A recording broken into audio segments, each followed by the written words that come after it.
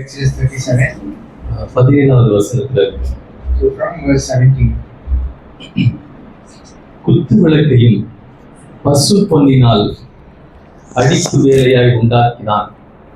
அதில் தண்டும் கிளைகளும் மொக்குகளும் பழங்களும் பூக்களும் பொன்னினால் செய்யப்பட்டிருந்தது. குத்து விளக்கின் ஒரு பக்கத்தில் 3 கிளைகளும் அதன் மறுபக்கத்தில் 3 கிளைகளுமாக அதன் பக்கங்களில் 6 கிளைகள் செய்யப்பட்டது.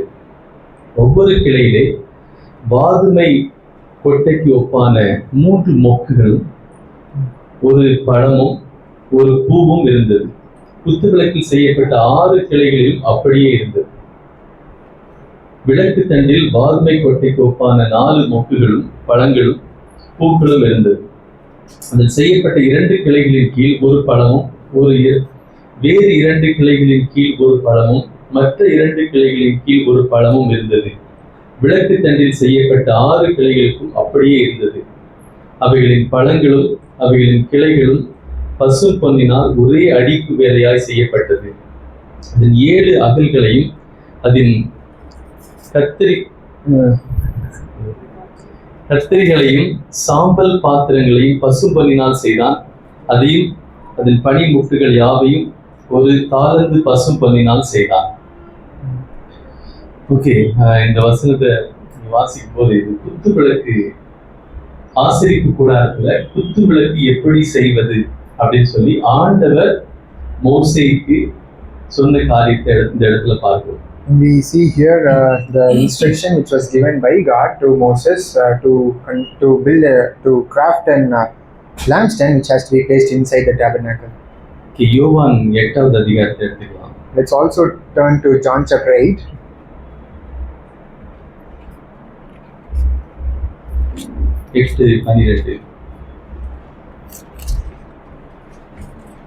John chapter 8 verse 12. மறுபடியும் இயேசு ஜனங்களை நோக்கி, நான் உலகத்திற்கு ஒளியாய் இருக்கிறேன். என்னை பின்பற்றுகிறவன் இருளிலே நடவாமல் ஜீவ ஒளியை அடைந்திருப்பான் என்றார். Then Jesus again spoke to them saying, okay, அதுக்கப்புறம் இன்னொரு வசனம் எடுத்துக்கலாம். பிலிப்பியர் 2வது அதிகாரம் 15வது வசனம். Let's also take Philippians chapter 2 verse 15.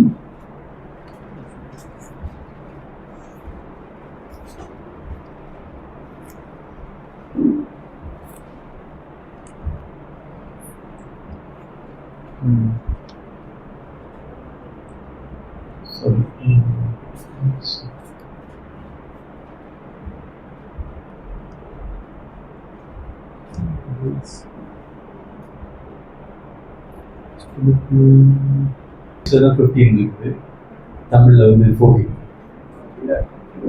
நான் வீணாக ஓடினதும் வீணாக பிரயாசப்பட்டதும் இல்லை என்கிற மகிழ்ச்சி கிறிஸ்துவின் நாளில் எனக்கு உண்டாயிருப்பதற்கு ஜீவ வசனத்தை பிடித்துக் கொண்டு உலகத்திலே சுடர்களை போல பிரகாசிக்கிற நீங்கள்.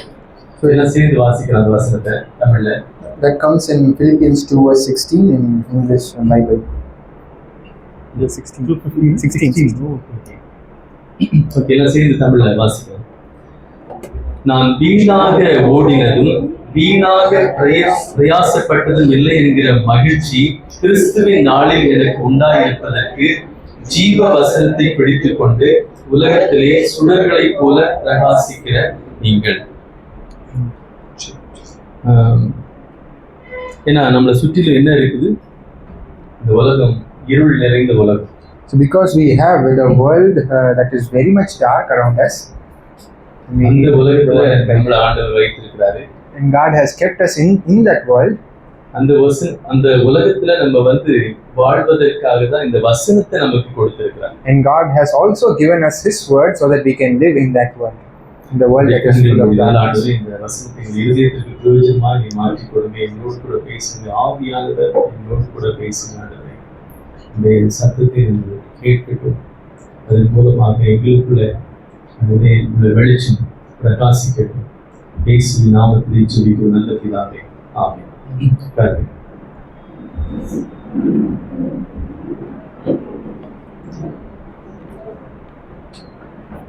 யாத்ராகமம் 37வது அதிகாரத்துல ஆசரிப்பு கூடாரத்தை செய்கிற முறையை பற்றி ஆண்டவர் மோசேக்கு ஒரு வரைபடத்தை கொடுக்கிறார். So in Exodus 37, God is commanding and preparing and giving Moses instruction on how to build the tabernacle. இந்த குத்து விளக்கை செய்கிற இந்த பகுதியில் நம்ம இன்னைக்கு பார்க்க போறது என்னன்னா, இந்த குத்து விளக்கை, இந்த 7 குத்து விளக்குகளை எப்படி ஆண்டவர் செய்வதற்கு அவருக்கு இந்த வரைபடத்தை கொடுத்தாருங்கிறத பற்றி நம்ம பார்க்க போகிறோம். And this specific portion talks about the lampstand which Moses had to make. அதற்கு பின்பாக என்ன ஆவிக்குரிய அர்த்தம் இருக்கிறது, அதிலிருந்து நான் என்ன தெரிந்து கொள்ள வேண்டும் என்று ஆண்டவர் விரும்புகிறார் என்று நம்ம பார்க்க போகிறோம். And we are also going to get some spiritual application for our lives and listen from God what He has to tell us today. இந்த குத்து விளக்கு என்பது எபிரேய பாஷையிலே மனோரா என்று அழைக்கப்படுகிறது. So this lampstand in Hebrew language means menorah. அது ஒரு தாளந்து தங்கத்தை, ஒரு தங்க கட்டி எடுத்து என்ன பண்ணணும் அப்படின்னா, அதை அடித்து, ஒரே தங்க கட்டி எடுத்து அதை அடித்து 7 குத்து விளக்குகளா அதை செய்யறது மட்டும் இல்ல, it has to be of one piece of gold has to be taken, one piece of gold has to be taken and it has to be hit by multiple times and has to be carved. நல்ல ஞாபகம் வச்சுக்கோங்க, 7 ஒரு தண்டு, அதுக்கப்புறம் 7 குத்து விளக்கு என்ன பண்ணும், 7 குத்து விளக்கு ஒரே இதுல இருக்கும். Imagine the lampstand.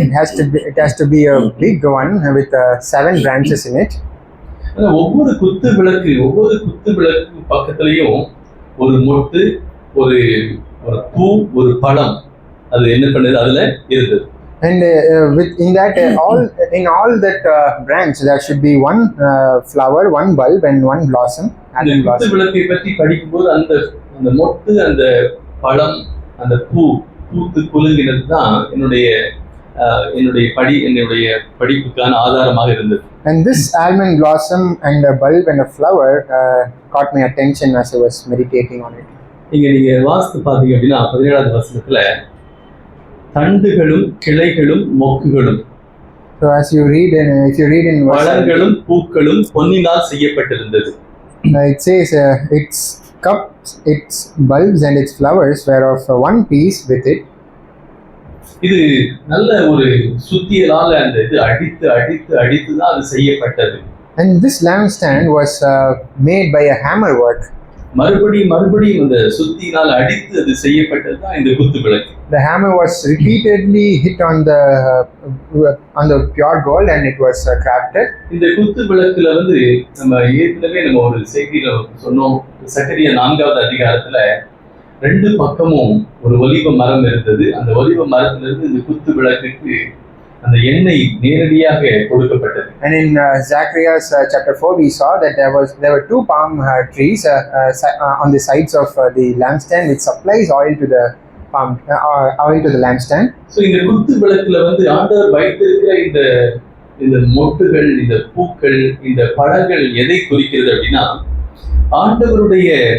ஆண்டவருடைய கிரியையில எப்பொழுதுமே ஒரு வளர்ச்சி உண்டாகும். This cups, this bulbs and flowers denotes the progression in the work of God. இந்த பழங்கள் சொல்லி இதுல குறிப்பிடப்பட்டிருக்கு. அதுக்கு முன்னாடி கிளைகள் மொக்குகள் இருக்குது. முதல்ல ஒரு கிளை, அதுக்கப்புறம் அதுல ஒரு மொட்டு, அதுக்கப்புறம் என்ன இருந்தது, ஒரு பூ, அதுக்கப்புறம் ஒரு பழம் இருந்தது. And now we saw that lampstand had a base and it had branches and in it had cups, bulbs and flowers. எப்பொழுதுமே ஆண்டவருடைய திட்டத்தின்படி நம்ம ஆண்டவருடைய திட்டத்துக்குள் வரும்போது ஆண்டவர் எப்பொழுதுமே ஒரு வளர்ச்சியை கட்டளையிடுகிறார். And as we come into the life with God, and God always commands us with a growth in it.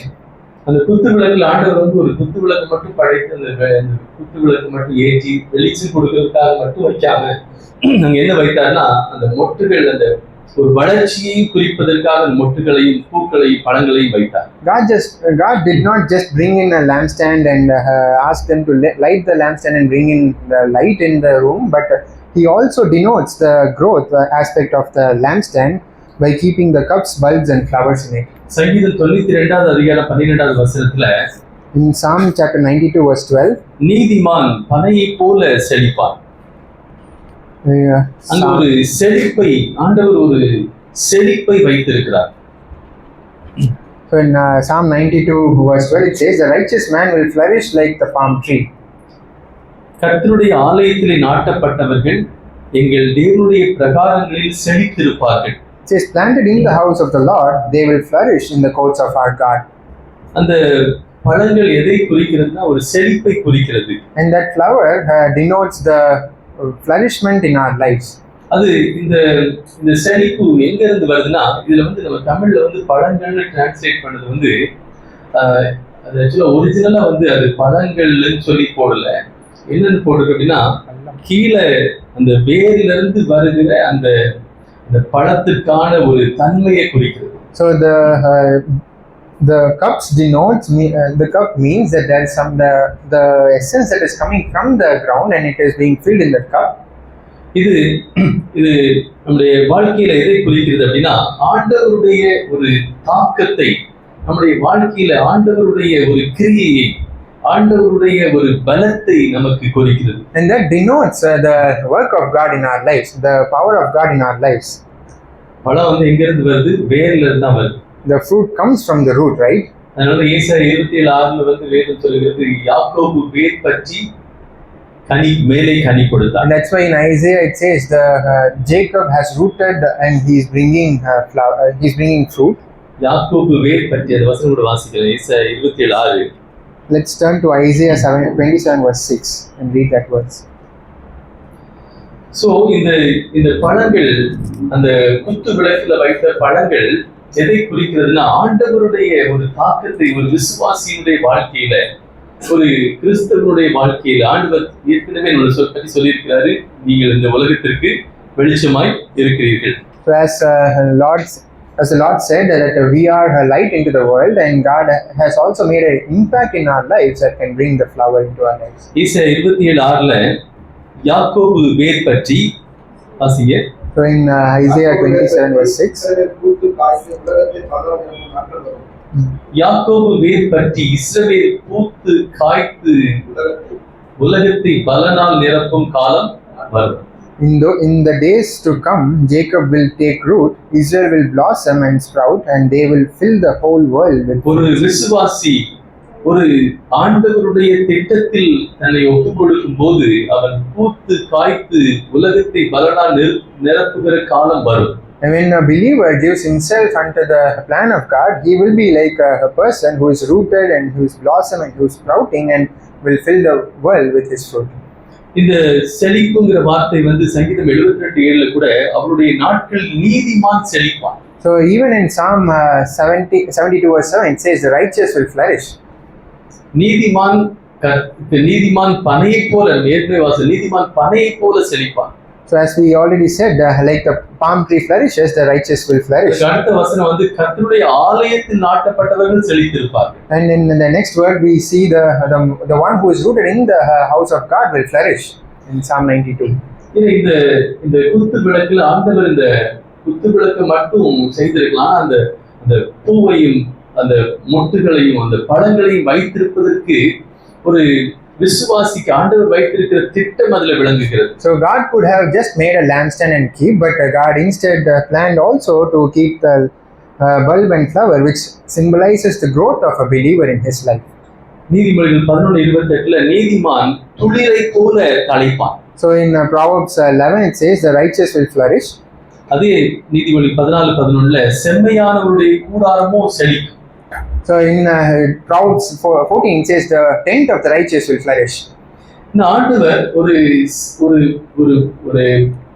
வளர்ச்சியை, ஒரு கனி கொடுக்கிற ஒரு வாழ்க்கையை, ஒரு செழிப்பை ஆண்டவர் ஒரு விசுவாசியுடைய வாழ்க்கையிலே உண்டாக்குவதற்காக தான் ஒரு விசுவாசி அழைத்திருக்கிறார். God has called a believer to produce that fruit in his life. நம்ம சபையில வந்து நீதிமானாக ட்ரை பண்ண தேவையில்லை. ஏற்கனவே நீதிமானாக ஆக்கப்பட்டிருக்கிறோம். We are not going to try to be righteous, but we are already made righteous by God. நீதிமொழிகள் 11:28 நீதிமானோ துளிரை போல தலைப்பான் அப்படின்னு யார் நீதிமான் அப்படின்னு தேடுகிறார். So in Proverbs it says the righteous, and we don't have to wonder who is righteous here. அல்லாட்டி நான் தான் செழிப்பேன், நான் தான் நீதிமான் அப்படின்னு நினைக்கக்கூடாது. Or else we don't have to boast ourselves and saying that I have done certain acts that could make me righteous. யாரெல்லாம் ஆண்டவரை விசுவாசித்தார்களோ அத்தனை பேரும் நீதிமான்கள் ஆக்கப்பட்டிருக்கிறார்கள். But rather it says whoever has believed in the Lord Jesus Christ has been made righteous by his சிலுவையிலே நம்முடைய பாவத்தை அவர் எடுத்துக்கொண்டு அவருடைய நீதியை நமக்கு கொடுத்திருக்கிறார். On the cross Jesus Christ took the penalty of our sin and he has imputed his righteousness into our lives. பாவம் அறியாதவர் பாவமானதால் நாம் நீதிமான்களாக மாற்றப்பட்டோம். And he who knew no sin was made a sin so that we can be made his righteousness. என்னாகமம் 17வது அதிகாரத்துல பழைய ஏற்பாட்டுல ஒரு விசுவாசியினுடைய வாழ்க்கையை குறித்து நம்ம பார்க்கிறோம். In number 17 we see the life of a believer there. இங்க நம்ம இங்கிலீஷ் பேசும்போது கூட இந்த பானைய ஒரு விசுவாசியுடைய வாழ்க்கை பானை மாதிரி இருக்குது. And as Aghilesh rightly says, the life of a believer is like a pot. பானையில மாவு போடாட்டி சாவு வரும். And if there is no meal that is added into the pot, there will be death obviously. பானையில சாவு இருந்தா மாவு போட்டா அந்த சாவு போயிடும். And even if there is death in the pot that we have, if we put meal into the pot, there won't be any death in it. ஆண்டவருடைய திட்டத்துல நம்முடைய வாழ்க்கையில உள்ள அந்த சாவு போகிறதுக்கு ஆண்டவர் நமக்கு கொடுத்த அந்த வசனமாகி அந்த மாவு நமக்கு போகும். So in our lives which God has called us to live, we can be sufficient with the word that God is also providing us today. அதனாலதான் வேத வசனம் திரும்ப திரும்ப நமக்கு கற்றுக் கொடுக்கிறது முதலாவது தேவனுடைய ராஜ்யத்தையும் அவருடைய நீதியையும் தேடுங்க. That's why the word of God repeatedly says seek first the kingdom of God and his righteousness. ஒரு விசுவாசி செழிப்பதற்கு வேற எதையும் தேட தேவையில்லை. For a believer to flourish, he doesn't need anything else rather than the word of God. நான் எப்படி நான் செழிப்பாகிறதுன்னு கூட தேட தேவையில்லை. We don't have to wander and search that how I should flourish, how can I be flourished. வேதம் சொல்கிறது அவருடைய ஆலயத்திலே நாட்டப்பட்டவர்கள் செழிப்பார்கள். Because the word of God says he who is rooted in the house of the Lord will flourish. வேதம் சொல்கிறது நீதிமான் பனையை போல செழிப்பான். And the word of God also says a righteous man will flourish like a palm tree. வேதம் சொல்கிறது செம்மையானவருடைய கூடாரம் செழிக்கும். And the word of God also says in Proverbs 14 that the tent of righteous will flourish. ஒரு விசுவாசி செழிப்பை நோக்கி போக தேவையில்லை. The believer does not seek to be righteous. சபைக்கு வரும்போது நான் செழித்திருப்பேன் அப்படின்னு சொல்லி நான் இந்த உலகத்துல எப்படியாவது நான் செழித்திரணும் அப்படின்னு சொல்லி நான் வர தேவையில்லை. We don't have to come into the church with the thought that I will flourish in the world somehow. ஆண்டவர் செழிப்பதற்காக தான் நம்மை அழைத்திருக்கிறார். Because God has already called us to this life for flourishment. நம்முடைய ஆத்மா செழிப்பதற்காக தான் அழைத்திருக்கிறார். And God has called us to this life of flourishment for our soul. என்னாகமம் 17வது அதிகாரம் 8வது வசனத்தில் ஆரோனுடைய அவன் வைத்திருந்த தடி. In number 17 we see the rod of Aaron. அந்த கோலை ஆண்டவருடைய பிரசன்னத்துல ராம் முழுவதும் வைத்தார்கள். And when it was kept in the presence of the Lord for the night, மறுநாள் காலையில அதே மாதிரி 12 கோத்திரத்தினுடைய அந்த கோலையும் வைத்தார்கள். ஒவ்வொரு கோத்திரத்துக்கும் ஒரு கோலாக வைத்தார்கள். ஆரோனுடைய கோலையும் அதோடு இணைத்து வைத்தார்கள். And not only the rod of Aaron was kept in that presence, but the tribe, the 12 tribes also brought their staff and presented before the presence of God. ஆரோனின் கோல் என்ன ஆனதுன்னு நம்ம எல்லாத்துக்கும் தெரியும். But we see what happened to the rod of Aaron that night. என்ன ஆச்சு ஆரோனுடைய கோல் அடுத்த நாள் காலையில? What happened to the staff? பூத்து துளித்து பூத்து காய்த்து வாதுமை கொட்டைகளால நிறைந்திருந்தது. The staff was flourished with flowers and fruits in it. அது by the way அந்த கோல் வாதுமை இந்த ஆல்மண்ட் ட்ரீயுடைய கிளையா இருந்திருக்கு. By the way, the staff was an almond tree's branch stick. So ஆண்டவருடைய பிரசன்னத்துல அந்த கோல் வைக்கப்பட்ட போது அது துளித்து பூத்து காய்த்து குலுங்கி இருந்தது. And when that rod and that staff was kept in the presence of the Lord, we see that staff being flowering. We see the flowers coming out of the Aaron அதற்காக எதுவும் செய்ய தேவையில்லை. Aaron did not do anything for that to happen.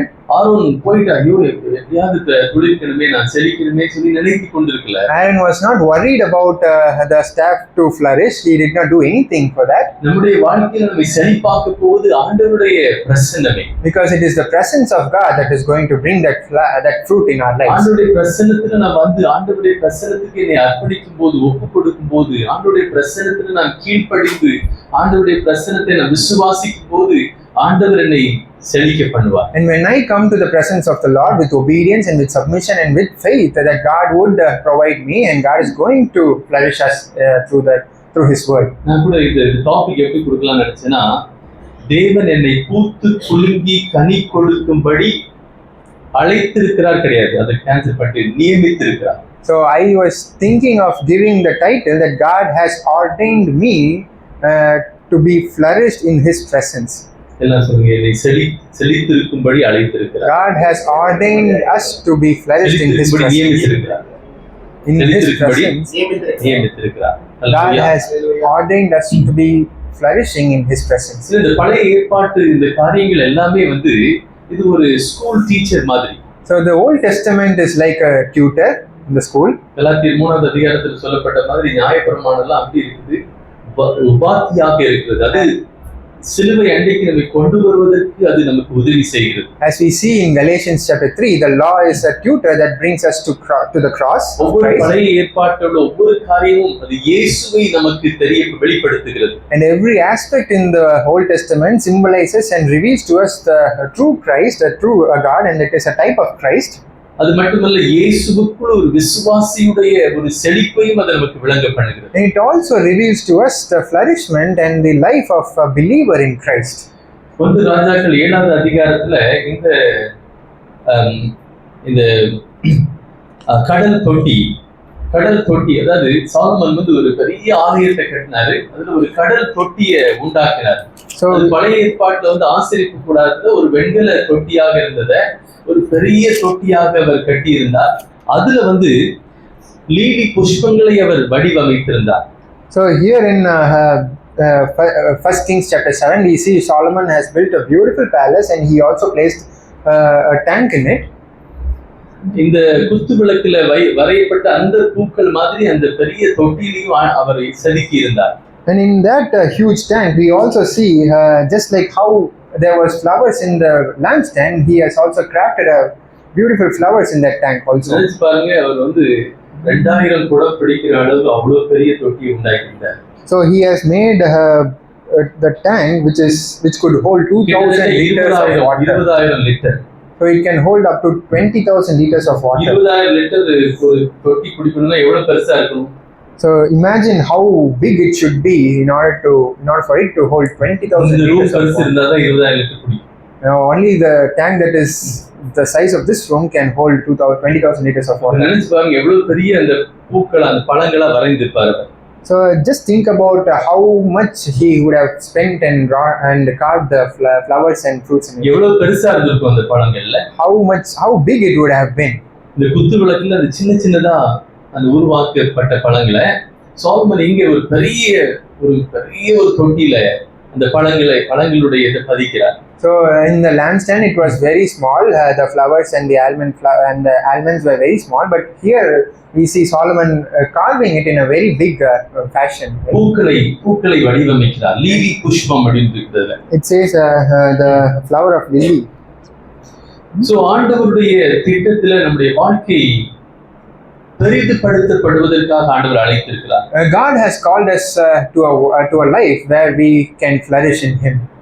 இங்க இந்த குத்துவிளக்கை பாத்தீங்கன்னா திரும்ப நம்ம பார்த்தோம். அந்த 17வது வசனத்துல 22வது வசனத்துல அடித்து செய்யப்பட்டது. So we saw in Exodus 37 that the lampstand was repeatedly hit by the hammer. இந்த குத்துவிளக்கு முதலாவது இயேசு கிறிஸ்துவை குறிக்கிறது. First the lampstand symbolizes Jesus Christ. இயேசு கிறிஸ்து நமக்காக சிலுவையில் அடிக்கப்பட்டார். And Jesus Christ was broken and he was beaten for us on the cross.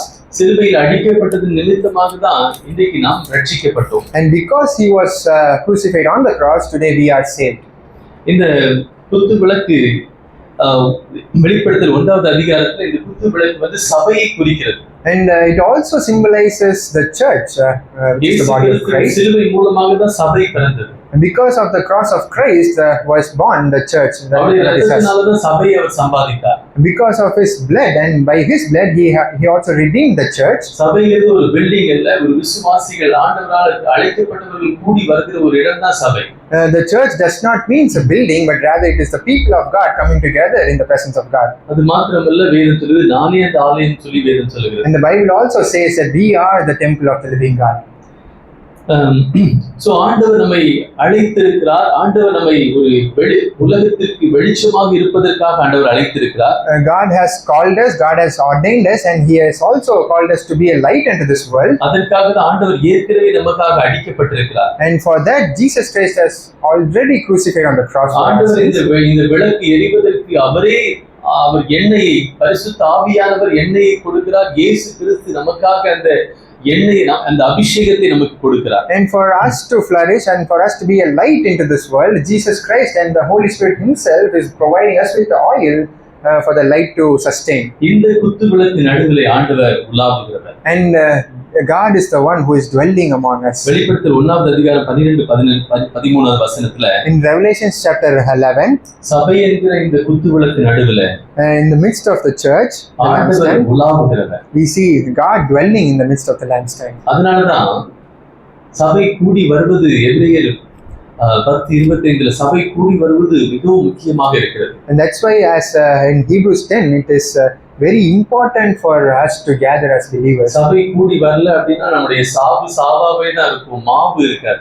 If we do not gather often, we can have the death persisting in our lives and there won't be any life in it. நம்முடைய வாழ்க்கையில உள்ள கசப்புகள், போராட்டங்கள், நம்முடைய வாழ்க்கையில உள்ள சண்டைகள், நம்முடைய வாழ்க்கையில உள்ள பேதங்கள், நம்முடைய வாழ்க்கையில உள்ள lasciviousness, இந்த துர் இச்சைகள். If we do not gather often, we can be caught with our own problems, distress and lasciviousness that is in this world. அது எல்லாமே அப்படியே தான் இருக்கும். And it is going to remain like that. காலையில சபைக்கு வந்து, but when we come to the church, ஆண்டவருடைய வசனத்தை கேட்டு, as we hear the word of God, வசனத்தை நம்முடைய வாழ்க்கையில சேர்த்து, and when we add the word of God into our lives, வசனத்தை சேர்ப்பது இயேசு நமக்குள்ளே கொண்டு வந்து, and it means that bringing Jesus Christ into our lives, அவருடைய வார்த்தை மூலமாக நாம் நடப்போம்னு சொல்லி நம்ம ஒப்புக்கொடுத்து, and as we yield ourselves to walk under the obedience of his word, நாம் போகும்போது, and as we go, ஆண்டவர் நம்மோடு கூட வந்து ஆண்டவருடைய சித்தத்தை நம்முடைய வாழ்க்கையில செய்வார். God is going to use us for his own will to accomplish on this world. இந்த செழிப்பு, இந்த பழங்களால நிரம்பி இருந்த அந்த குத்து விளக்குல பழங்கள் இருந்தது. So we see the lampstand was filled with flowers and bulbs. வேதத்துல எப்படி கனி உண்டாகும்னு சொல்லப்படுகிறதுனா, so the Bible also teaches us about the process of the fruit bearing. யோவான் 15வது அதிகாரத்தை நீ வாசித்து பார்த்தீங்கன்னா, if we read John chapter 15, நீங்கள் என்னிலும் என் வார்த்தை உங்களில் நிலைத்திருந்தால் நீங்கள் மிகுந்த கனியை கொடுப்பீர்கள். It says, if you abide in me and my word in you, then you will be able to bear more fruit. இயேசு கிறிஸ்துவோடு கூட இயேசு கிறிஸ்துவிலே நான் இணைந்திருக்கும் போது, இயேசு கிறிஸ்துவோடு கூட நான் இணைக்கப்பட்டு இருக்கும்போது என் வாழ்க்கையிலே கனி உண்டாகும். So as we are abiding in Jesus Christ and his word in us, we are able to bear the fruit. கனி உண்டாகிறதுக்கு நான் எதுவும் செய்ய முடியாது. We don't have to, or we cannot do anything for ourselves to bear fruit. கனி உண்டாகிறதுக்கு ஒண்ணே ஒன்று தான் நான் செய்ய முடியும். There is only one thing that we can do for us to bear.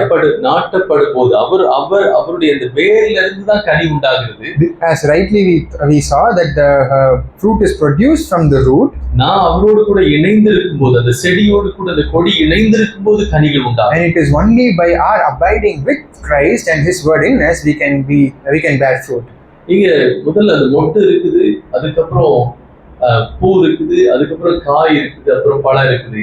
இது எதை குறிக்கிறதுனா, நம்முடைய வாழ்க்கையில வந்து ஒரு ஜீவனுள்ள ஒரு வளர்ச்சியை குறிக்கிறது. First we see there was a cup, and then we see bulb, and then we see flower, and it means the growth in our spiritual life. ஆண்டவருக்குள்ள நான் நிலைத்திருக்கும் போது என் வாழ்க்கையில ஒரு வளர்ச்சி நிச்சயமாக உண்டாகும். And as we are abiding in God, there is a growth in our lives. சொல்லுங்க, இணைப்பு கனியை உண்டாகும். abiding in Christ will produce இயேசு fruit. கிறிஸ்துவோடு என்னுடைய இணைப்பு என் வாழ்க்கையில கனியை உண்டாகும். And our abiding in Christ and His word in us will produce fruit in our lives. ஏன்னா ஆவியானவர் எனக்குள்ள கனியை உண்டாக்குகிறவர். Because it is the Holy Spirit who produces the fruit in our lives. கலாத்தியர் 5வது அதிகாரத்துல ஆவியின் கனிகளை உண்டாக்குகிறவர் ஆவியானவர். In Galatians chapter 5 it says it is the fruit of the Spirit.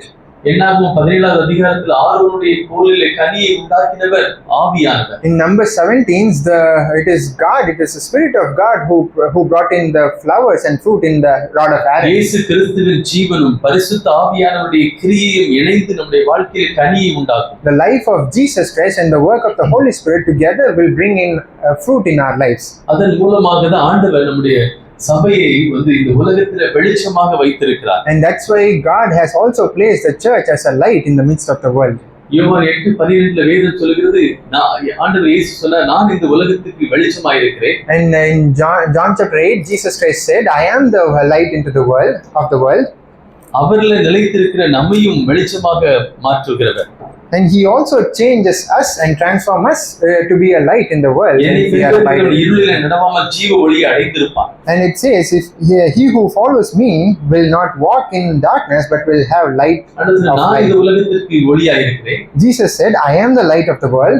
என்னை பின்பற்றுகிறவன். And He says, he who follows me, என்னுடைய வசனத்தை பின்பற்றுகிறவன், he who follows my word, அவன் இந்த உலகத்திற்கு ஜீவ ஒளி, அவனும் ஜீவ ஒளியை அடைந்திருப்பான். And he will not walk in darkness but will have the light of life.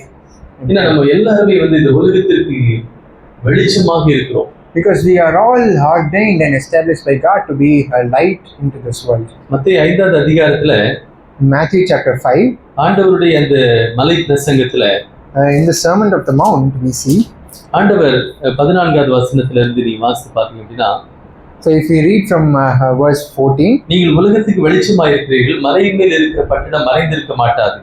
It says, you are a light of the world, a city set on a hill cannot be hidden. ஏன்னா ஆண்டவர் இந்த விளக்கு தண்டுல இருந்து வருகிற அந்த வெளிச்சம் தான் அந்த ஆசரிப்பு கூடாரத்துக்கு வெளிச்சத்தை கொடுத்தது. அந்த விளக்கு தண்டுல தான் ஆண்டவர் கனியை வைத்திருக்கிறார், முட்டை வைத்திருக்கிறார், ஒரு செழிப்பை வைத்திருக்கிறார். இந்த வெளிச்சத்துக்கும் இந்த கனிக்கும் தொடர்பு இருக்கிறது. So we see the lampstand having branch, and in that there was light, and that becomes a light to the tabernacle. And we also see that there was fruit attached to it, and there is a connection between the light and the fruit in it. ஒரு மூன்று காரியத்தை மாத்திரம் சொல்லி நம்ம முடிக்கலாம். So let's think about that connection and we will finish the இந்த குத்து விளக்கை செய்வதற்கு முதலாவது அடிக்கப்பட்டது நம்ம பார்த்தோம். We saw that the gold has to be hit with a hammer multiple times in order for it to be made. அது அடிக்கப்பட்டது மட்டும் இல்ல, அது ஒரே ஒரு தங்க கட்டியிலிருந்து இந்த குத்து விளக்கு முழுவதும் ஒரே ஒரு பீஸா உருவாக்கப்பட்டது. And we also saw that the lampstand has to be made from one piece of gold, a single piece of gold. இந்த மொட்டுகள், இந்த பழங்கள், இந்த மொட்டுகள், காய்கள், இந்த பழங்கள் எல்லாமே ஒரே ஒரு தங்கத்திலிருந்து உருவானது. And this bulb, this flower and this fruit were all made from that one single piece of gold.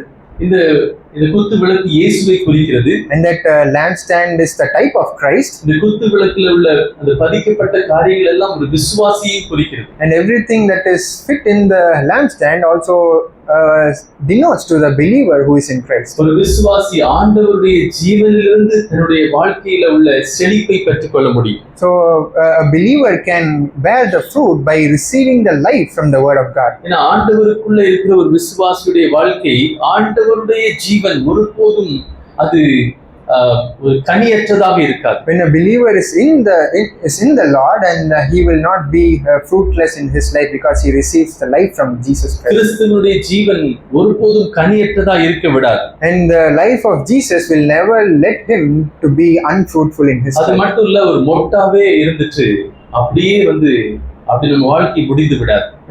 We will not be just a bulb in the lampstand.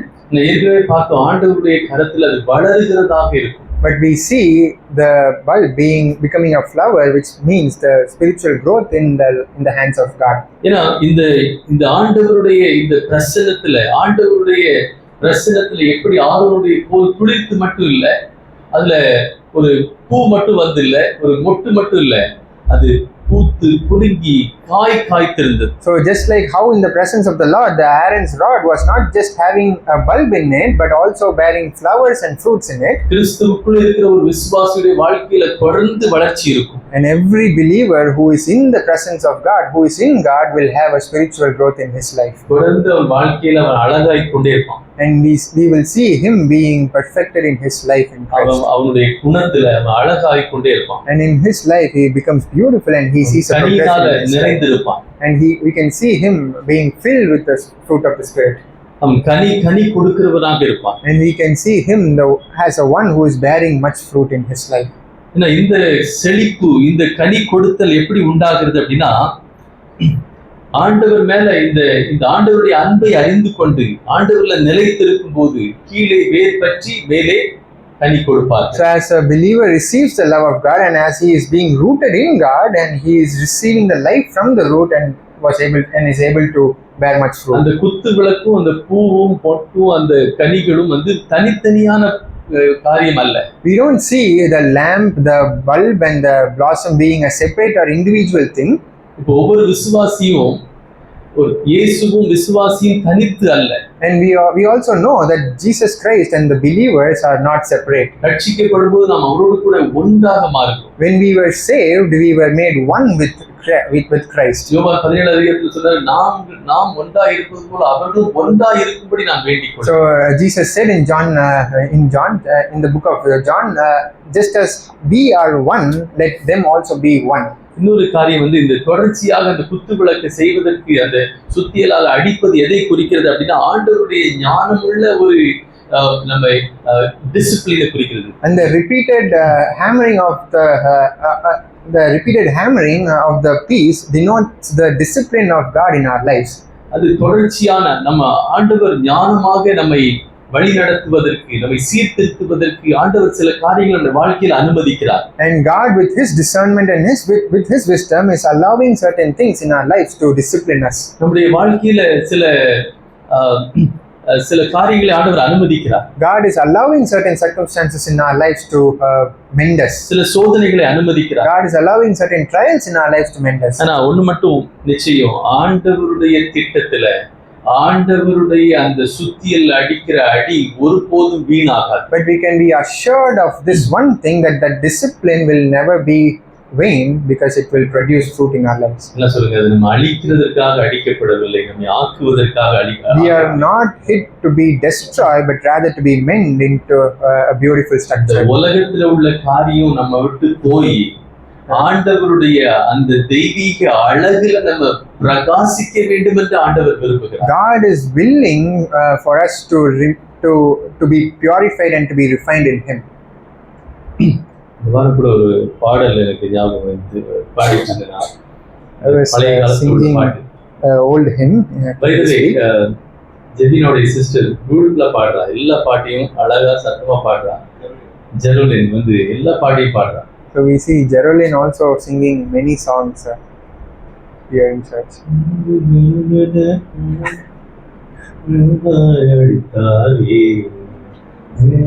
என்ன பாடுது?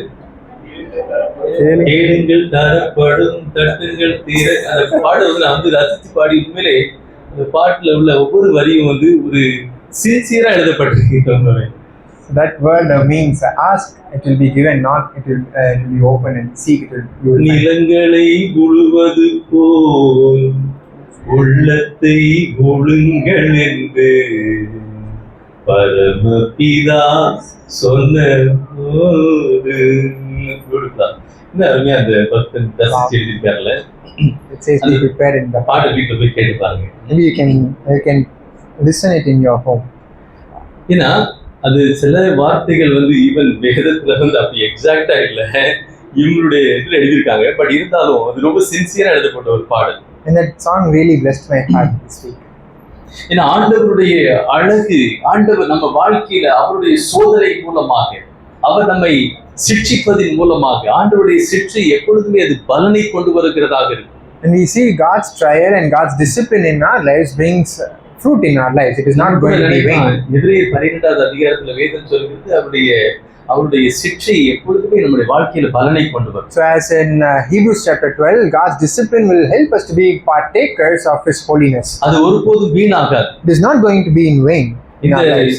இந்த தங்கத்தை இந்த சுத்தியல் அடிச்சு பார்த்தா ஒரு குத்து விளக்காக மாறினது, ஒரு வெளிச்சம் கொடுக்கிற ஒரு குத்து விளக்காக அதை மாற்றியது. So we see the repeated hammering of the piece of gold is being made into a beautiful lampstand which brings light into the tabernacle. அடுத்த முறை உங்க வாழ்க்கையில சிக்ஷை வந்ததுன்னா நீங்க வாசிக்க வேண்டிய வசனம் வந்து எபிரேயர் 12:6 எவன் மேல ஆண்டவர் அன்பு கூறுகிறாரோ அவனை ஆண்டவர் சிக்ஷிப்பார். And if you are stuck with a trial, you can come to this word in Hebrews chapter 12 verse 6. It says, he who the Lord loves, he disciplines. என்ன தெரியுமா, ஒண்ணு மட்டும் நல்லா கேட்டுக்கோங்க, ரொம்ப முக்கியமானது. ஏன்னா ஒரு காரியத்தை நம்ம வந்து ஆண்டவருடைய ஒழுங்கின்படி நம்மளால செய்ய முடியல அப்படின்னா அதை பத்தி ஆண்டவர் அதை மன்னிக்கிறவர் ஆண்டவர். So when we have to be very mindful of this one thing, that when we are not able to present ourselves to God, we don't have to worry because God is so gracious to us. அந்த மன்னிப்பு ஆட்டோமேட்டிக்கா வராது. But that forgiveness will not come automatically. நான் இது எல்லாம் செஞ்சுட்டு நான் பாட்டு அவர் மன்னிச்சிருவாரு அப்படி இல்ல. It doesn't mean that I can do anything and I can say, oh, God will anyways going to forgive me. ஒருபோதும் என் வாழ்க்கையில சிக்ஷையே வராது. So if I have that aspect in my mind and I won't be able to be disciplined by God, நான் எப்பவும் என் இருதயத்துல ஆண்டவரே எனக்கு என்னால செய்ய முடியல, எனக்கு பலன் கொடுங்க, நான் செய்ய முடியாததுக்கு என்னை மன்னிச்சிருங்க அப்படின்னு சொல்லும்போது ஆண்டவர் அதற்கான பலனையும் ஆண்டவர் கொடுக்கிறார். But when we rightly identify the poverty of our heart and when we come to God, God is the one who is going to produce the discipline in us. நான் என் மனம் போன போக்குல நான் வாழ்ந்துட்டு ஆண்டவர் மன்னிச்சிருவாரு, ஆண்டவருக்கு புரியும், ஆண்டவருக்கு தெரியும்னு சொல்லி நினைச்சிட்டு இருந்தா அது என் வாழ்க்கையில என்னை ஆண்டவரிடத்திலிருந்து தூரமாக கொண்டு செல்லும். If I live a life without God, if I think that God is anyways going to forgive me and can set us apart from God, it can separate us from God. எபிரேயர் 12:6 தாம் சேர்த்து கொள்ளுகிற எந்த மகனையும் தண்டிக்கிறார் என்று பிள்ளைகளுக்கு சொல்லுகிறது போல உங்களுக்கு சொல்லி இருக்கிற புத்திமதியை மறந்தீர்கள். It says in Hebrews 12 verse 5, you have forgotten the exhortation, and in verse 6 it says, he scourges every son whom he receives. நீங்கள் சிக்ஷையை சகிக்கிறவர்களாக இருந்தால் தேவன் உங்களை புத்திரராக எண்ணி நடத்துகிறார். It says, my son, do not regard lightly the discipline of the Lord. தகப்பன் சிக்ஷியாத புத்திரன் உண்டோ? It says in verse 7 it says, it is for discipline that you endure. Okay, for what son is there whom his father does not discipline? தகப்பன் சிக்ஷியாத புத்திரன் உண்டோ? You can ask to your neighbor and say, for what son is there whom his father does not discipline? Gen Z கூட்டத்துல வேணா இருக்கலாம். So there could be people in this alpha. Okay. ஆனா கண்டிப்பா நம்ம பிள்ளைகளை சின்ன வயசுல நான் சாத்து விட்டுருக்கோம். But we have definitely disciplined our children in இப்ப கூட நம்ம அடிக்க தேவையில்லை. நம்ம அன்பாக அவர்களை என்ன பண்ண முடியும், அவர்களை சீர்திருத்த முடியும். Discipline doesn't mean that I have to hit my child, but rather it means with love I convict my children. Young people என்ன தேவை அப்படின்னா வாலிபர்களுக்கு Gen Z, alpha, omega, beta, all the Gen Z இருந்தாலும் பரவாயில்ல, யாரா இருந்தாலும் நீங்க பரவாயில்ல. ஏன் பீப்புளுக்கு யார் தேவை அப்படின்னா ஆண்டவர் தேவை. இந்த வாலிபன் தன் வழியை எதனால் சுத்தமாக ஆண்டவருடைய வசனத்தின்படி அல்லவா. So how does a young man keep his way pure? Only by keeping it according to his word. ஏன்னா இஸ்ரவேல் தேசத்துல வாலிப வயது எங்க ஸ்டார்ட் ஆகுதுன்னா 13 வயசுல ஸ்டார்ட் ஆகுது. In the life of a Hebrew, the young age starts at the age of 13. அந்த 13 வயசுலயே இஸ்ரவேல் தேசத்துல அந்த குடும்பங்கள் என்ன பண்ணுமா, அந்த பிள்ளைகளை ஆண்டவருக்கு ஒப்பு கொடுக்குமா. And we know that the family in Israel gives their children unto the Lord at the age of 13. அங்க 13 நீங்க 30ல கூட ஒப்பு கொடுக்க ரெடியா இல்ல. But now in our age we are not even willing to give our children to God in the age of 13. ஆண்டவருக்கு அவர்கள் அர்ப்பணித்தார்கள். They gave their children unto the Lord. ஆண்டவரே என் பிள்ளையை நீங்க பாத்துக்கோங்க. They said, God, take care of my children. என் பிள்ளை உமக்கு சொந்தம். They belong to you, Lord. எனக்கு சொந்தம் இல்ல. And they don't belong to me. எனக்கு பொறுப்பு கொடுத்திருக்கீங்க, அப்பாங்கற பொறுப்பு கொடுத்திருக்கீங்க. God said, we are the stewards of our children. அதனால நான் அந்த பிள்ளையை அன்பு கூர்ந்து அந்த பிள்ளைக்கு என்ன செய்யணுமோ அதை நான் என்னுடைய பலத்தினால நான் செய்வேன். And I am going to love with the capacity that you have given me, and I am going to do whatever is going to be good for them. ஆனா அந்த பிள்ளையை கொடுத்தது நீங்க. But God, you gave me the children to them. ஏன் பிள்ளையா இருந்தாலும் அது உம்முடைய பிள்ளை. though it is my child, he or she belongs to you.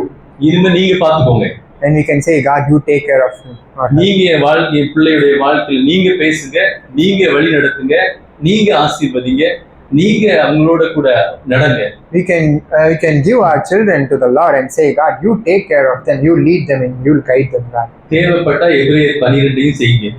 If needed, you also can take the instrument that you mentioned in Hebrews 12 verse 6. ஏன்னா ஆண்டவர் நம்முடைய பிள்ளைகளை அவர் நம்ம பிள்ளைகளை அவருக்கு நம்ம ஒப்பு கொடுக்க வேண்டும் என்று விரும்புகிறார். Because God is wanting us to give our children into His hands. அதே மாதிரி பெரியவங்களை அவங்களாகவே ஆண்டவரிடத்தில் அவர்கள் ஒப்பு கொடுக்க வேண்டும் ஆண்டவர் விரும்புகிறார். And God also wants us, the elders, also to give ourselves unto the Lord. பரலோக சிற்பியினுடைய கையில ஒவ்வொரு அடியும் வீண் கிடையாது. In the hands of the heavenly craftsman, every hammering is not going to be in vain. Charles Spurgeon என்கிற ஒரு தேவ மனிதர் சொல்வார், ஆண்டவருடைய கையில 3 காரியம் இருக்கிறது. ஒன்னு சுத்தியல், இன்னொன்னு உளி, இன்னொன்னு saw, chisel and hammer. A man of God named Charles Spurgeon, he said that there are 3 instruments in the hand of God. But we'll take 2 things that we know. One is hammer and chisel. And there is an instrument that is used to polish. That is the third thing. I don't know the name. Let's remember 3 things are in the hands of God. There is hammer. There is hammer in the hands of God. There is hammer in the hands of God. There is chisel in the hands of God. And why does He hold them? He holds them in order to mold us into something. The hammering of the heavenly craftsman is not going to be in vain. The blow is going to be wasted. The blow is அவருடைய அந்த செயல்பாடு என்றைக்குமே வீணாக போகாது. அடுத்ததா இந்த குத்து விளக்கு வெளிச்சம் கொடுப்பதற்காக அந்த இடத்திலே வைக்கப்பட்டது. And that lampstand was kept in the tabernacle for it to produce light in it. ஏன்னா இந்த குத்து விளக்குல விசுவாசி தனி, ஆண்டவர் தனி அல்ல. And it doesn't mean that the believer is separated from the Lord in the lampstand. விசுவாசியும் ஆண்டவரும் இணைந்து இருக்கிறார்கள். Both the believer and the Lord is being unified into one. ஏன்னா இந்த குத்து விளக்கு வெளிச்சம் கொடுப்பதற்காக அந்த இடத்துல அந்த ஆசரிப்பு கூடாரத்தில் வைக்கப்பட்டிருக்கிறது. And the lampstand is kept in the tabernacle for it to produce light in the tabernacle. ஒவ்வொரு விசுவாசியும் ஆண்டவரோடு கூட இயேசுவோடு கூட இணைந்த ஒவ்வொரு விசுவாசியும் வெளிச்சம் கொடுப்பதற்காக அழைக்கப்பட்டிருக்கிறார். And every believer is called to abide in Jesus Christ in order for them to produce the light into the world. ஒவ்வொரு விசுவாசியும் அவரோடு கூட இணைக்கப்பட்டு அவரால் வடிவமைக்கப்பட்டு அவரால் செதுக்கப்பட்டு அவரால் அடிக்கப்பட்ட ஒவ்வொரு விசுவாசியும் வெளிச்சம் கொடுப்பதற்காக அழைக்கப்பட்டிருக்கிறார். God has called every believer to be abiding in Him, to be hammered by Him, to be chiseled by Him, for them to produce light in the world. இப்படி சொல்லலாம், ஆண்டவர் இயேசுவோடு கூட இணைக்கப்பட்டு ஆண்டவருடைய கரத்தினால வடிவமைக்கப்பட்டவர்கள் வெளிச்சம் கொடுப்பார்கள். Or else we can say it in this way, he who abides in the word of God, and if Christ abides in him, he is able to bear much fruit. நிச்சயமாக வெளிச்சம் கொடுப்பார். And he will bear much light. அந்த யோவான் 8வது அதிகாரத்துல வாசித்தோம் அப்படில. Just like how we read in John chapter 8. அவர் வெளிச்சமா இருக்கிறாரு. And he is the light of this world. நாமும் ஜீவ ஒளியை அடைந்திருக்கிறோம். And we also have received the light, the living light into our life. ஏன்னா இந்த இருட்டான உலகத்துல, in this world of darkness, ஒவ்வொரு விசுவாசியையும் God calls every believer. ஆண்டவருடைய ஒளியை பிரதிபலிப்பதற்காக ஆண்டவர் அழைத்திருக்கிறார். In this world of darkness, God is calling every believer to reflect His light into this world. அதனால தான் ஆண்டவர் வெளிச்சம் கொடுப்பதற்கு அவரே நமக்கு அபிஷேகத்தை கொடுக்கிறார். And that is why God Himself is providing us with His Spirit for us to produce light. பரிசுத்த ஆவியானவர் நமக்கு உதவி செய்கிறார். The Holy Spirit helps us in that process.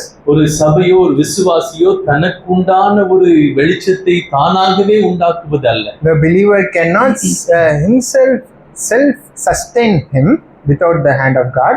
நம்மிடமிருந்து வர வெளிச்சம் நம்மகிட்ட சொந்தமா வர வெளிச்சம் ஆண்டவருடைய வெளிச்சம் அல்ல.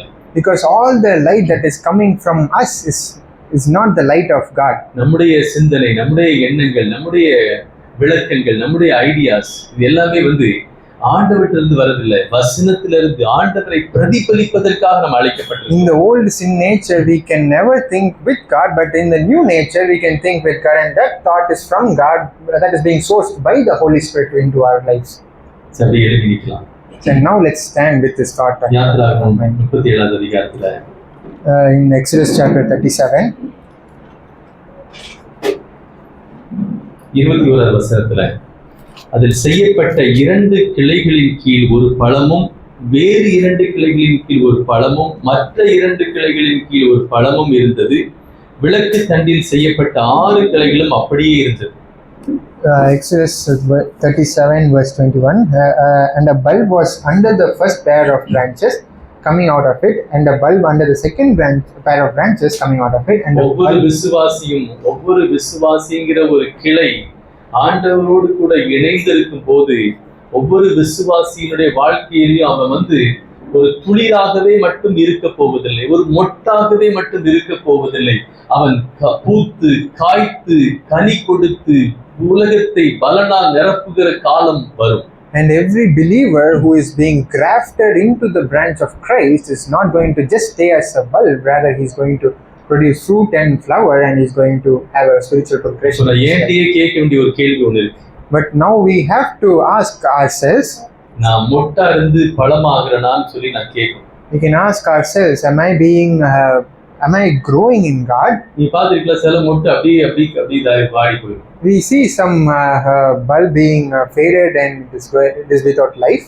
ஆனா நான் கேட்க வேண்டிய கேள்வி, நான் ஆண்டவருக்குள்ள நிலைத்திருந்து ஆண்டவருடைய அந்த வசனத்தை பற்றி ஆண்டவருடைய வெளிச்சத்தை பிரதிபலித்து ஆண்டவருடைய அந்த பலத்தினால நான் நடத்தப்பட்டு அந்த பலனை அந்த பூவா இருந்து பிஞ்சா இருந்து பழமாகிறனான்னு சொல்லி நான் என்னுடைய கேட்க வேண்டும். But we can ask ourselves that am I being grafted in God, and am I being abiding in God and receiving His life into our lives and being able to progress in my life? இரண்டாவதா, ஆண்டவருடைய வெளிச்சத்தை நான் பிரதிபலிக்கிறேனா? And also we can ask ourselves that am I reflecting the light of Christ in my life? மூன்றாவது, ஆண்டவர் வடிவமைக்கக்கூடிய அந்த கரத்துக்குள்ள ஆண்டவருடைய கரத்துக்குள்ள என்னை ஒப்பு கொடுத்திருக்கிறேனா? And the third thing we can say, am I giving myself into the heavenly craftsman? இந்த மூன்று காரியத்தை செய்யும் போது ஆண்டவர் நம்மை செழிப்பாக்குவார். But when we do these 3 things, God is going to make us so beautiful, just like the lampstand. சங்கீதம் 92ல நீதிமான் செழிப்பான். In Psalm 92 it says the righteous will flourish. ஏன்னா யார் ஒருவர் ஆண்டவருக்கு தங்களை ஒப்புக் கொடுக்கிறார்களோ, யார் ஒருவர் யோவான் 15வது அதிகாரத்தின்படி ஆண்டவரோடு கூட இணைக்கப்பட்டிருக்கிறார்களோ, அவர்கள் ஒவ்வொருவரும் ஆண்டவரால செழிப்பை பெறுவார்கள். Because everyone who is grafted and being abiding in Christ and His word in him will definitely have a spiritual growth that is producing the fruit.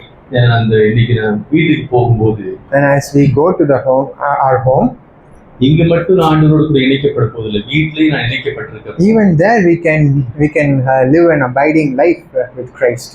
ஏன்னா நீதிமான் துளிரை போல தழைப்பான். Because the righteous will flourish like a palm tree. செம்மையான கூடாரம் செழிக்கும். It says the tent of the righteous will flourish. கடைசி ஒரே ஒரு காரியத்தை மட்டும் சொல்லி, lastly, ஏசாயா 5வது அதிகாரம் 24வது வசனத்துல, let's turn to Isaiah chapter 5 verse 25. இந்த ரிலேட்டட் வசனத்தை படிச்சிட்டு இருக்கும்போது இந்த வசனமும் வந்துச்சு. And the Holy Spirit led me to this word as I was meditating. ஏசாயா 5:24ல, so in Isaiah chapter 5 verse 24, நல்லா கவனிங்க, இது ரொம்ப முக்கியம். Let's give our attention to the word because it is very important. Negative ரொம்ப முக்கியம். Because God is warning us about the negative thing. ஏசாயா 5:24ல வேதம் சொல்கிறது, இது நிமித்தம் அக்கினி ஜுவாலை வைக்கோலை பட்சிப்பது போல, செத்தையானது நெருப்புக்கு இரையாகி எரிந்து போவது போலவும், அவர்கள் வேர் வாடி அவர்கள் துளிர் தூசியை போல் பறந்து போகும். அவர்கள் சேனைகளின் கர்த்தருடைய வேதத்தை வெறுத்து இஸ்ரவேலில் உள்ள பரிசுத்தருடைய வசனத்தை அசட்டை பண்ணினார்களே, ஆகையால் கர்த்தருடைய கோபம் தமது ஜனங்களுக்கு விரோதமாய் மூண்டது. புதிய ஏற்பாட்டில் ஆண்டவர் கோபம் கொள்வாரா? So do you think that God will be angry in the New Testament? இந்த வசனத்தை வாசனை நினைச்சு புதிய ஏற்பாடு ஆண்டவர் மேல கோவப்படுவாரா? So as I was reading this word, and I thought that will God be angry with me today as a believer? பழைய ஏற்பாட்டுல பயங்கர கோபம், புதிய ஏற்பாட்டுல கோபமே இல்லை. So we see, do we say that God is full of wrath in Old Testament and full of love in the New Testament? இந்த பழைய ஏற்பாட்டிலையும் ஆண்டவர் அன்பானவர் தான், புதிய ஏற்பாட்டிலையும் ஆண்டவர் அன்பானவர் தான். But that is not truth. In the Old Testament also God was loving, and in the New Testament also God is loving. பழைய ஏற்பாட்டிலேயே ஆண்டவர் கோபம் கொள்ளுகிறது தான், புதிய ஏற்பாட்டிலேயே ஆண்டவருடைய குணம் மாறாதது. So we know that the nature and character of God does not change.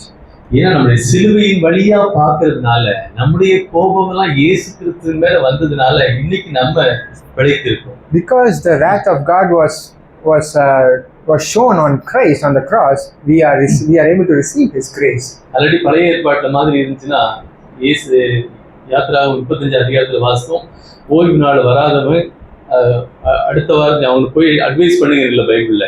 So here கொல்லக்கடவன். So in Exodus chapter 35 we see he who does not honor the Sabbath should be killed.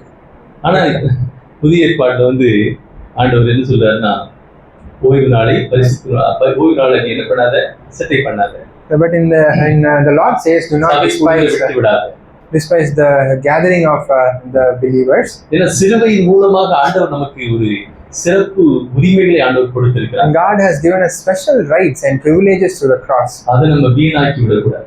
Let's not make it vain. கிருபையை விருதாவாக ஆக்கி விடக்கூடாது. Let no one disregard or vain the grace of God. கொடுத்திருக்கிறார். God has given His grace. அதனால இயேசுவை நம்மை ஒன்றா வைத்திருக்கிறார். That's why God has made us one with Christ. விளக்கையும் அந்த பூவையும் தனித்தனியா வைக்கல, ஒரே தங்கத்தினால் அடிக்கப்பட்டது. The bulb, the flower and the lampstand was not two distinct pieces, but it was made into one. ஒரு விசுவாசி ஆண்டவருடைய இருதயத்தை அறிந்து கொள்ளும் போது, and just like that, when a believer understands the heart of God, வேதம் சொல்லுகிறது அவன் செழிப்பான். and we see the Bible saying that எதுவுமே செய்ய தேவையில்லை, he does not need to do anything. அவன் ஏதோ செய்யறதுனால அவன் செழிப்பான்னு சொல்லல. It doesn't mean that he is doing something so that he is flourishing. ஆனா அவன் நிச்சயமா அவன் ஆண்டவர்ல நிலைத்திருக்கும் போது ஆண்டவருக்கு பிரியமானதை அவன் செய்வான். But God assures that as he abides in Jesus Christ and His word in him, and he will flourish. இந்த ஏசாயா 5:24 மாதிரி நிறைய வசனம் இருந்துச்சு. நான் எல்லாத்தையுமே அது எடுத்துட்டேன். இது வேண்டாம், இதெல்லாம் வேண்டாம்னு சொல்லிட்டு. Just like Isaiah chapter 5:24, there were many other verses also. ஏன்னா ஒரு விசுவாசிக்கு இப்போ அது தேவையில்லை. ஆண்டவர் என்னை அடிச்சிருவாரு, என்னை ஒண்ணும் இல்லாம ஆக்கிடுவார், அது தேவையில்லை. ஆண்டவர் என்னை சிலுவையில ஏற்கனவே ஏற்றுக்கொண்டு விட்டார். We don't have to fear that God will destroy me or God will forsake me, because God has already loved us through the cross. And ஆண்டவர் அன்பு கூறுகிறவர்களுக்கு அவருடைய கற்பனைகள் பாரமானவைகள் அல்ல. So because it says he who loves the Lord and His commandment are not burdensome to him. ஆண்டவர் அன்பு கூறுகிறவர்களுக்கு அவர் ஆயத்த பண்ணினவைகளை கண்கள் காணவில்லை, காதுகள் கேட்கவில்லை. So he who loves the Lord, God is providing them. இன்னைக்கு ஆண்டவர் நம்ம கனி கொடுப்பதற்காக அழைத்திருக்கிறார். God has called us to bear fruit today. நாம அவரை புரிந்து கொண்டு அவரை இணைந்து இருக்கும்போது ஆண்டவர் எனக்குள்ள கனியை அவர் உண்டாக்குகிறார். And if only I abide in Him and His word in me, and God can produce that fruit in me so that I can bear it for others. நீங்க வீட்ல போய் ஏசாயா 5வது அதிகாரத்தை வாசித்து பாருங்க. So let's go home and let's take time to meditate on Isaiah chapter 5. அது நீங்களே நிதானித்து பாருங்க. And we can meditate and we can ask God to teach us.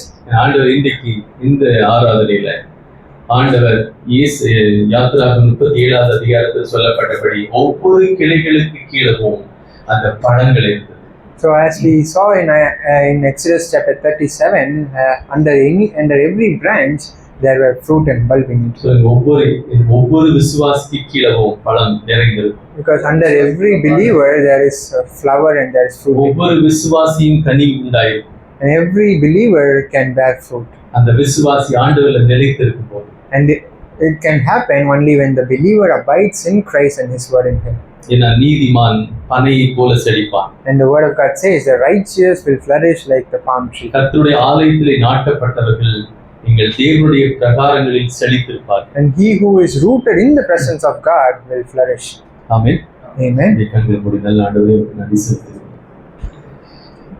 ஆண்டவரே எங்களை கனி கொடுப்பதற்காக அழைத்திருக்கிறோம். நீர் எங்களை இந்த கனியை உருவாக்குகிறவர் நீர் ஆண்டவரே. நாங்கள் செய்ய வேண்டியதுதான் உங்களுடைய கரத்தின் கிரியை அறிந்து உங்களை நிறைத்திருந்து ஆண்டவரே உமக்கு எங்கள் வாழ்க்கையை அர்ப்பணித்து ஆண்டவரே நீர் எங்களுக்கு இந்த வாழ்க்கையில் அனுமதிக்கிற ஒவ்வொரு காரியத்திலும் உண்மை நாங்கள் மகிமைப்படுத்தி நாங்கள் வாழ கிருபை கொடுக்கிறார்கள். அந்த கரத்தில் எங்களை தாழ்த்தி விட்டுக் கொடுக்கிறார்கள். ஒவ்வொருவரையும் நீ விசேஷமாய் ஆசீர்வதிப்பாங்க. இந்த காலை வேளையில் வந்து வசனத்தை கேட்டு அதை அன்பு கூர்ந்து அதற்கு கீழ்ப்படைந்து அதை விசுவாசிக்கு நீ கொடுத்த கிருபைக்காக நன்றியானது. ஒரே சொல் உமக்கு நாங்கள் துதிக்க நம்ம எங்கெல்லாம் செலுத்துகிறோம். இந்த வாரம் முழுவதும் காலத்தில் ஒப்புக் கொடுக்கிறார்கள். இந்த புதிய மாதத்தை நன்மையான நீர் முடிசூட்டி ஒவ்வொருவரையும் கனி கொடுக்க பண்ணுங்கப்பா. நீங்கள் ஒவ்வொருவரையும் கனி நிறைந்தவர்களாய் மாற்றுங்க. எப்படி இது புத்துள்ளக்கு கனிகள் பூவினால் மொட்டினால் கனியினால் நிறைந்திருக்க அப்படியே ஒவ்வொருவரும் கனியினால் நிறைந்திருக்க உதவி செய்கிறாங்க. இயேசுவின் நாமத்தை ஜெபிக்கிறோம் நல்ல பிதாவே, ஆமென். பிதாவுடைய அன்பு இயேசு கிறிஸ்துவின் கிருபை பரிசுத்த ஆவியின் ஐக்கியம் உங்களோடும் உங்கள் குடும்பத்தோடும் இன்னும் சதா காலங்களிலும் இருப்பதாக. ஆமென்.